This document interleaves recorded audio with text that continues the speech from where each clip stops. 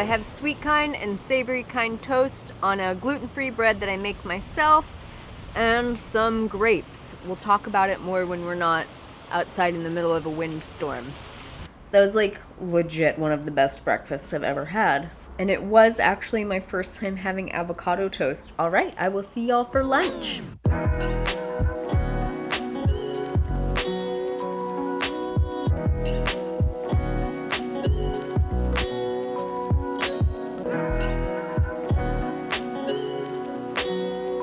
There is my beautiful lunch. Lots of dark leafy greens, black beans, sunflower seeds, a little bit of nutritional yeast, and just a tiny little pinch of kelp granules on top for the iodine. Beautiful antioxidant-rich purple sweet potatoes. And all of this is pretty much what I had for dinner last night. The kale salad is dressed with a little bit of avocado, a smidge of sweet chili sauce, and some garlic all smushed up and massaged in with some other fresh veggies. All right, you guys, it is 2019, which means that I have officially been eating a vegan diet / plant-based diet, whatever you want to call it, for 10 years, an entire decade. If you've watched a lot of my videos, you know that my transition onto a vegan diet wasn't necessarily easy or fast, and my journey throughout veganism has not always been super successful or awesome either. I struggled, but fortunately I had the time and resources available to do a lot of research into what a sustainable, healthy vegan diet looks like. And about 5 years ago, I was able to use that information to really transform my diet and get myself to a place that feels super sustainable and awesome and nourishing. And in that time, I discovered that thriving on a long-term plant-based or vegan diet is 100% possible with some simple considerations. The first basic dietary principle is whole plant foods. So breaking that down, whole means it is in its natural, unprocessed form. If it's wrapped in plastic, lists more than one ingredient, or has a marketing team, it's probably not a whole food. And if you're anything like the average American, that eliminates 70% of the food that you eat on a daily basis. And that might sound really scary at first, but studies have shown that dietary patterns that limit processed foods and instead focus on foods like legumes, vegetables, whole grains, fruits, and nuts and seeds are amazing for our health and our waistlines.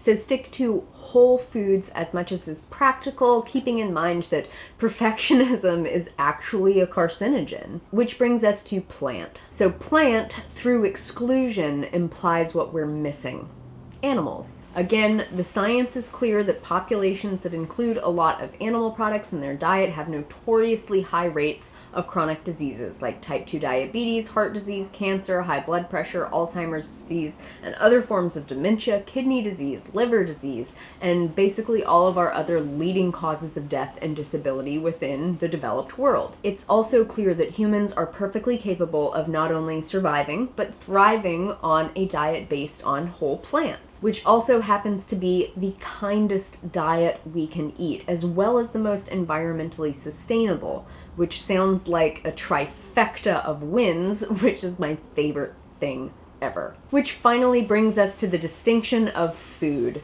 which might sound really dumb, but let's get real. Most of the chemically engineered substances commercials tell us to shove in our mouths is not food. In fact, it's like anti-food, because this ultra-processed garbage is literally killing and crippling us. Food engineers have fine-tuned the flavor and mouthfeel of these ultra-processed junk foods to make them as addictive as possible in order to maximize profits. The more of this high-calorie junk that we eat, the more we crave it.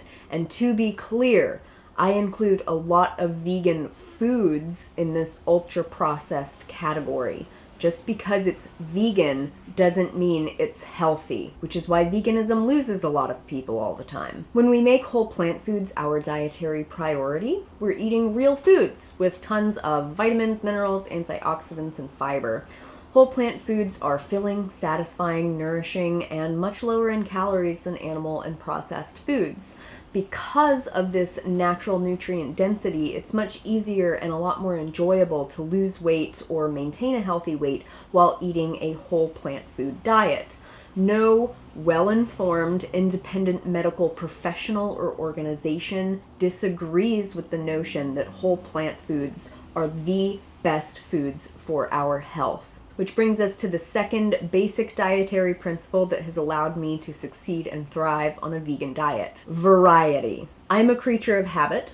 Left to my own devices, I would eat exactly the same food and wear exactly the same leggings every single day of my life, because it's easy and because I have other things to worry about. So though I do pretty much wear the same black leggings every single day, I make an effort to include some variety in my diet, because each type of whole plant food is a little bit special and contains within it a kaleidoscope of nutrients. If we get into the habit of eating the exact same meals and the exact same foods every single day, we run the risk of creating micronutrient gaps that may end up causing us problems. During my time researching and experimenting with diet, I found that dark leafy greens and nuts and seeds are the primary food groups that most benefit from regular variety. So make sure you're mixing it up. To help me get the variety I need, I like to use the free Daily Dozen app that's put out by nutritionfacts.org. Not only do you get the check boxes, but there are also lists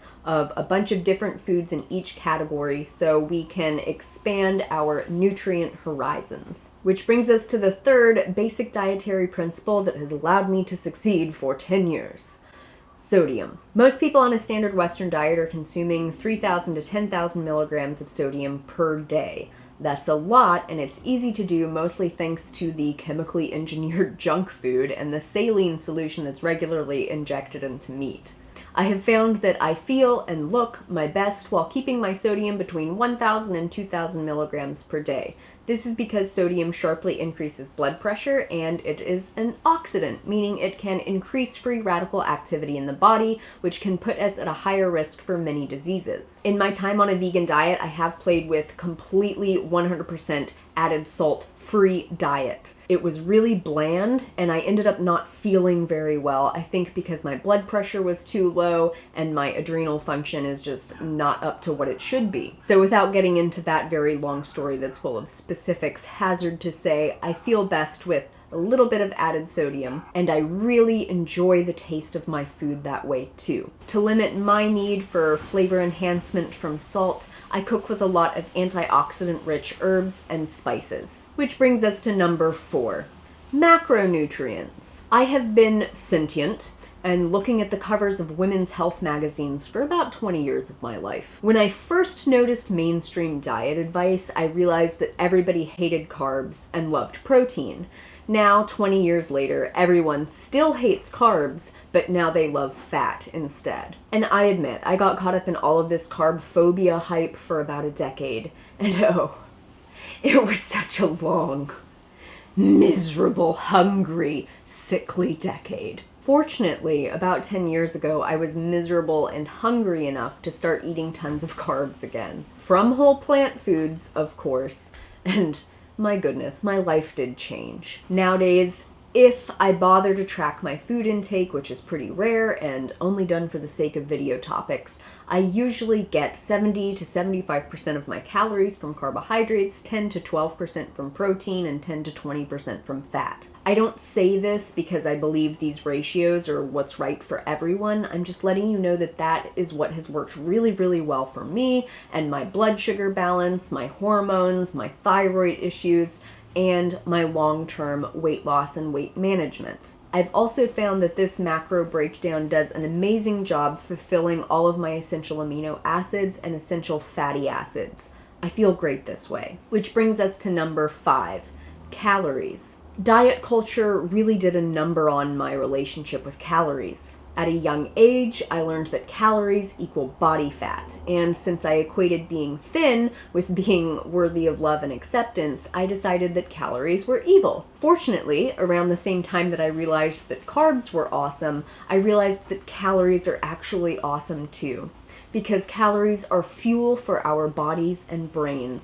When I started eating enough calories to actually sustain myself, suddenly, I realized that I had energy all day long, and I enjoyed exercising, and I wasn't a damn grouch 24/7. And It really surprised me, but even though I was eating 1,000 more calories of whole plant foods every single day than I used to think was alright, I actually managed to lose 45 pounds and keep it off without really trying. Calories from whole plant foods are not the enemy of weight loss. Diet culture and calorie-restricted diets are the enemy of weight loss.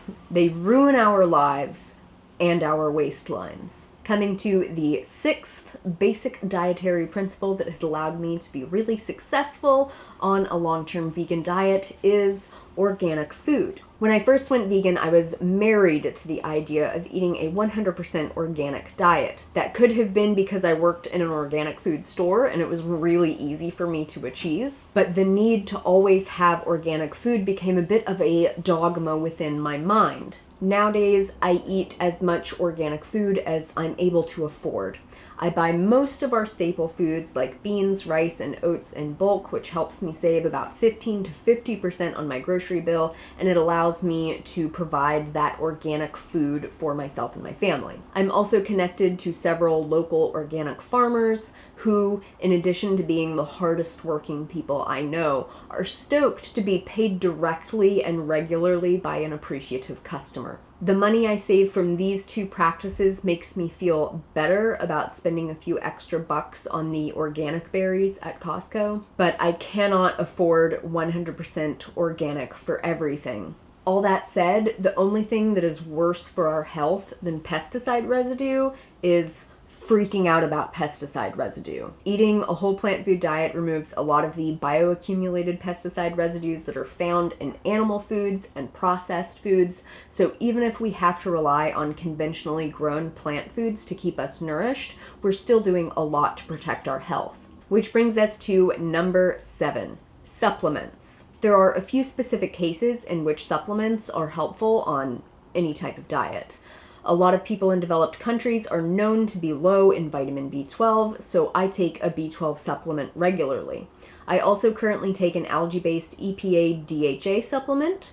Some people who live in northern latitudes choose to take a vitamin D3 supplement based on blood test results. I've personally been concerned by several negative research findings looking at multivitamin and isolated nutrient supplement use. It appears many of these nutrients in these supplements are not as effectively absorbed or utilized as the nutrients found in whole plant foods, and many isolated nutrient supplements like calcium, folate, vitamin E, and many others have been associated with higher rates of disease or even death.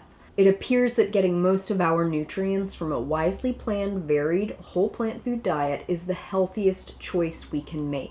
And that is just about it. Adopting these basic dietary principles in a relaxed and realistic way has helped me to be quite successful on a nutritionally adequate, long-term vegan diet. I know that to many people who eat a standard Western diet and live a standard Western lifestyle, this type of diet might seem like it's impossible to achieve. So don't worry about achieving it overnight. In my recent video about how to successfully transition to a vegan diet, we discussed how important it is for most people to take this slow. One step or one meal at a time, mess up as many times as necessary, because each slip up is a lesson and an opportunity to figure out how to take care of ourselves as best we can, because we don't have to do this perfectly. This is going to be dinner for tonight, and I had originally had something much more complex and grand planned, but when I got back home from running my errands, I was just feeling not like I wanted to cook, so I took some really simple leftovers that were in the fridge and literally just put them on a plate. I'm not chopping any vegetables tonight. I am not cooking at all, and that is totally fine because perfection isn't necessary on this type of diet. If it had been easier for me to go out to a restaurant and pick up a takeaway curry or something like that, that would have been fine too. We don't have to be perfect. We don't have to get overwhelmed. And so this beautiful pile of leftover kale salad, some Italian style lentils, onions, carrot, garlic, tomato sauce, cooked with the lentils, a little bit of that tofu cheese. You can find the recipe down below, and a mix of short grain brown rice and whole oat groats, just cooked like rice. So this will be everything that I ate today. Thank you guys so much for watching, and as always, until next time, make better choices for yourself. No one will do it for you, and take really, really good care. I will see you guys very soon. Bye!